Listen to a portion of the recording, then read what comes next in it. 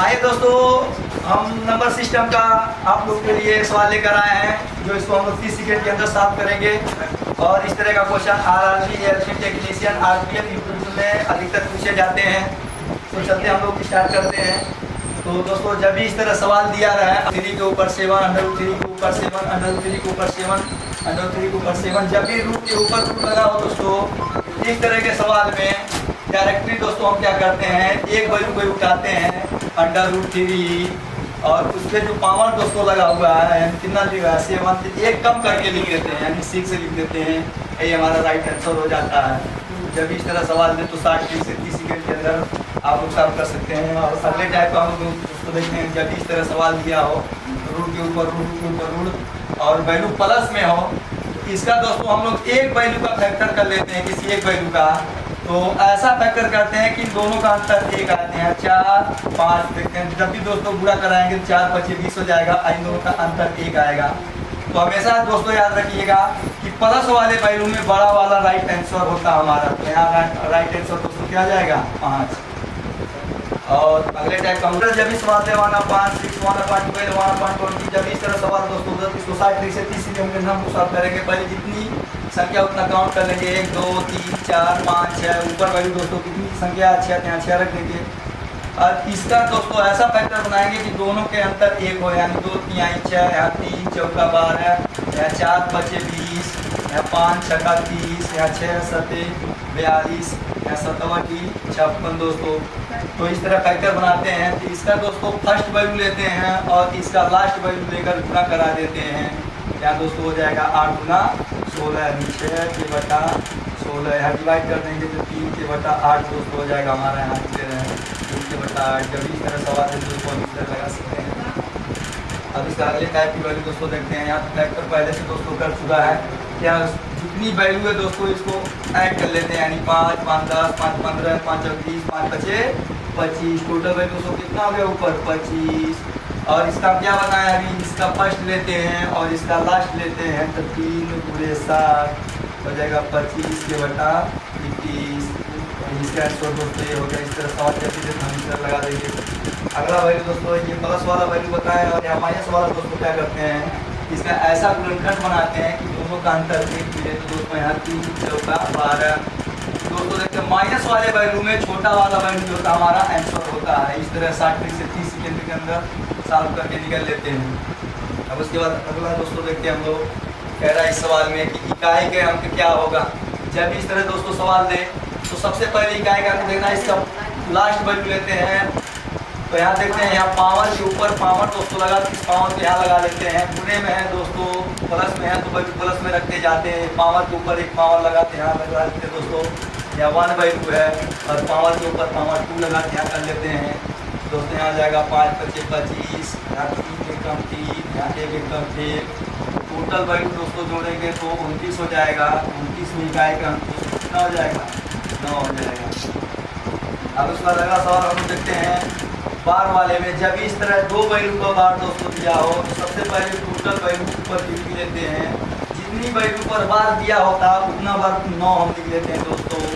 इस तरह का सवाल में 60 से 30 सेकंड के अंदर हो जाता है। और अगले टाइम में दोस्तों ये दिया हुआ है कि 2 वैल्यू को बार है, 1 वैल्यू पर बार नहीं है। तो सबसे पहले हम टोटल वैल्यू लिखते हैं। जिस वैल्यू पर बार नहीं होता उस वैल्यू को अंतर करते हैं। टोटल अपन वैल्यू 2 वैल्यू पर बार है, 2 बार 9 दोस्तों लिखेंगे। 1 वैल्यू पर बार नहीं है, जितना बार नहीं होता उतना बार 0 लिखते हैं। ऊपर वैल्यू दोस्तों घटा लेंगे और नीचे हो जाएगा हमारा। इसका राइट आंसर दोस्तों हो जाएगा। दोस्तों अगला सवाल हम लोग देखते कह रहा है 0.11 को बार प्लस 0.22 पर बार गुणे 30। इस तरह का सवाल कैसे हम लोग दोस्तों लगाएंगे दोस्तों बताए हैं कि जितनी वैल्यू को बार हो तो वैल्यू लिख कर उतना बार हम लोग 9 लिखते हैं। कितनी बार 9 लिखते हैं, यहाँ भी उतनी बार 9 लिखेंगे। टोटल अपन वैल्यू दोस्तों दिया है 3। अब इसको सॉल्व करने के लिए दोस्तों ऊपर वाली वैल्यू को जोड़ लेंगे, हो जाएगा 3, 3 और नीचे वाले वैल्यू का एलसीएम निकाल लेते हैं दोस्तों। यहाँ 3 हो जाएगा, यहाँ 3 का 9 डिवाइड कर देंगे दोस्तों, वैल्यू हमारा 1 प्राप्त हो जाएगी। इस तरह के सवाल को हम इस तरह कर लेंगे। तो इस तरह सवाल जब भी दिया रहा है तो इसको सॉल्व करने के लिए पहले इसका 3 मल्टीपल करते हैं तो हम 2 में 1 जोड़ेंगे दोस्तों 3 यानी 3/2 गुणे अगला वैल्यू हो जाएगा हमारे दोस्तों 4/3 गुणे 5/4 प्लस 9 पद के लिए ध्यान दो, तब 2 हो जाएगा दोस्तों 2n प्लस 1 अपान 2n हो जाएगा दोस्तों। अब जब भी दोस्तों इस तरह सवाल दे प्लस में वैल्यू दिया हो तो अंदर की तरफ दोस्तों काटते हैं, अंदर की तरफ काटते हैं, ये लास्ट या 9 पद तक कट जाता है। ऊपर हमारा वैल्यू बचा दोस्तों ये बचा 2n प्लस 1 अपान और इसका दोस्तों बचा पर यहाँ लिख लेते हैं, देखिए हमारा राइट आंसर हो जाता है जब इस तरह सवाल ले। अब इस तरह दोस्तों माइनस वाला वैल्यू देते हैं, घटा कर लिखते हैं, यहाँ घटेगा 2 कम 2 1 घटेगा तो दोस्तों 2 हो जाएगा, यहाँ 3 में 1 निकल जाएगा 2/3 गुणे यहाँ 3/4 प्लस 50 माइनस 1/50। दोस्तों जब भी माइनस में वैल्यू दिया हो तो अंदर की तरफ काटते हैं, इस तरह से कटता चला जाता है दोस्तों, लास्ट वैल्यू तक कटता है। तो इसका फर्स्ट वैल्यू ऊपर का हमारा दोस्तों दिया 1 और इसका लास्ट वैल्यू दिया हमारा 50, ये हमारा इसका राइट आंसर हो जाएगा। और अगला वैल्यू दोस्तों देखते हैं हम लोग कि 1 से 20 तक के पर की संख्याओं का योगफल क्या होगा दोस्तों। तो जब इस तरह सवाल दें तो ट्रिक से हम लोग 60 ट्रिक से 30 सेकेंड के अंदर हम लोग इसको देखेंगे। तो सबसे पहले दोस्तों हमारा लास्ट वैल्यू दोस्तों कितना दिया है 20, 20/2 से डिवाइड कर लेंगे तो ये वैल्यू हमारी हो जाएगी 10। अब इस वैल्यू को दोस्तों 2 बार लिख देते हैं यानी 10 10, ये हमारा दोस्तों राइट आंसर हो जाएगा। इसका लगाने का दोस्तों सब सीधे तरीका से हम ये करते हैं। तो इस वैल्यू को दोस्तों लास्ट वैल्यू को n मान लेते हैं, n इक्वल दिया है 20, तो n नवा पद निकालने के लिए दोस्तों हो जाएगा n × n प्लस 1 अपान 20। आइए दोस्तों अगला सवाल में करते हैं 9 के पहले 5 त्रुटियों का औसत क्या होगा दोस्तों। जब इस तरह सवाल दें 30 सेकंड के अंदर हम लोग देखते हैं ट्रिक से।